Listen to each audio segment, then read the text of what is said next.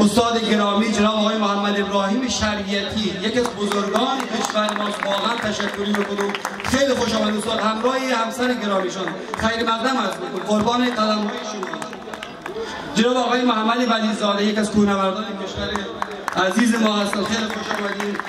دوستان اگر من اسامی کسی را نخواندم من عذرخواهی میکنم، تازه آمدیم تا دوستان برای من اسامیشو برسانم. جناب آقای انور میرزایی، یکی از پرسنل اسبق سفارت کشور ما در این جمع حضور دارند، خیلی مقدم عرض میکنم. خیلی خوش آمدید. با جناب آقای باقری، یک از ماموران نواز، درسته؟ خیلی خوش آمدید. خب چند از دوستانی که اسامیش برای من دادم و تشریف نوردم، بعد نه نرسیم چشم، آره نه مانده اساتید بزرگی در این جمع حضور دارن. بله نوشته بله میرسیم اونا.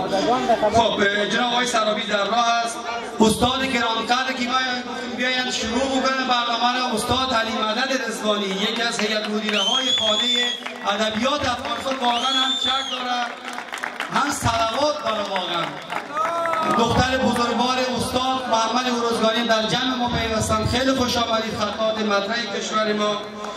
سرکار خانم ظاهری نمیدونم تشریف آوردن یا نیاوردن، اگر آمد باز من نامشون رو بخوانم.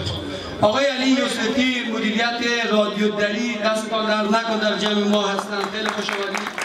استاد یکی از سینماگران تئاتریست‌های هرات که هر خبر در هرات میزن، جناب استاد یعقوب امینی در بین ما حضور داره. خیلی خوش آمدید. بنجه فرمودید. جناب آقای بشیر احمدی، یک از سینماگران تئاتریست‌های کشور ما، خیلی خوش آمدید. بله واقعا. جناب آقای محمد یاوری دنبال نواز کشور ما در این جمع هست، خیلی خوش آمدید.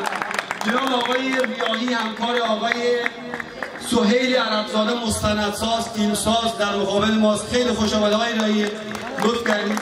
جناب آقای احسان عزیزی فیلمساز، گزارشگر شبکه سحر و آی فیلم که بسیار رزومه خوبی دارند، خیلی مقدم هستند، عضو انجمن قلباسی هم هستند. سرکار خانم ستاره پناهی بوله بنده از استرالیا آمده، تازه دیشب رسید در جمع ما پیوستیم. دوست خیلی مقدم از همینطور مادر گرامیشان.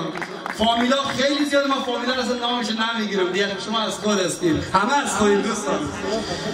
خب جناب آقای کاظم محمدی در بین ما، خیلی خوش آمدید. جناب آقای نواب حیدری عموی بنده از همراه فامیل محترمشان و دخترای گرامیشان، همسر گرامیشان در این جمع حضور دارند. اسامی مهمانان رو برای ما برسانید، من روی چشم اعلام کنم. خب من با صحبت‌های خود زیاد شما را انتظار نمیمونم و میریم